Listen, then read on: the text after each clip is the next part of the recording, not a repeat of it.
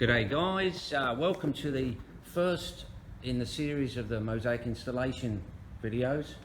I thought I'd just frame this for you guys and show you what we're going to do, what we're going to install, how we're going to install it. So the tools of the trade just need to be shown up for you. I've got some custom made Mosaic trowels. They're 3.5mm round notch trowels. There's a dirty one there. It's almost impossible to get that glue off. I've got a 4x4 square notch trowel. I'd like to show you the difference between these two and what they do.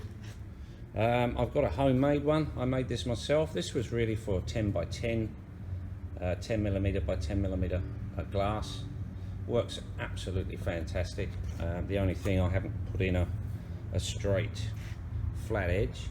And then we've got the V-notch trowels. Now these traditionally are glue trowel, adhesive for floors and lino, not really for thin set or glass mosaics, but I'll include them anyway.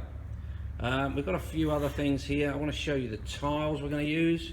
I've got some traditional mesh back tiles here. I've got some Azari dot point tiles. I've been so lucky and gifted these. I get support from all the manufacturers. Citrus tiles, we've got paper faced and they're mesh back tiles. I've got Mosaic paper. I've got some, these are actually Trend, but they're very similar to Lightstream plastic faced. I've got some Trend plastic face. Now I do get a lot of calls with they have issues with putting this on. We'll go through those ones. I've got some ceramic tiles, again mesh backed. I've got some hot melt tiles, and I've also got some really quite heavy Opus Romano paper face tiles.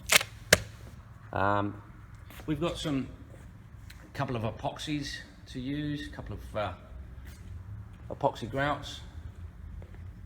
Now we've got a couple of my favourite tools. This absolutely essential if you're doing curves, a setting mold. Now this is just a plastic bag with some sand in it, put in a kid's sock.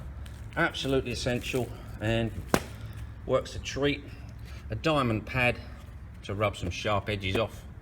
I've got a ball to make curves with. You can pump this up bigger or smaller to accommodate which tiles you're using.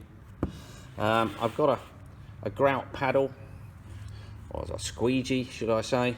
I no longer use the rubber float paddle.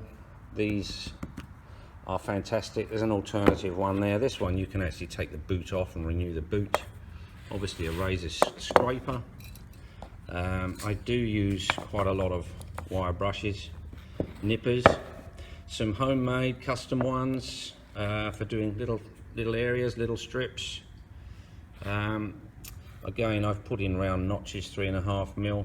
This I use for curves. Now I can bend this more or less depending on what curve I'm using, inside of a seat edge, etc. And of course we've got a carborundum rubbing stone. So there guys are what we're going to use. We're going to put all these tiles on. So let's get on with it.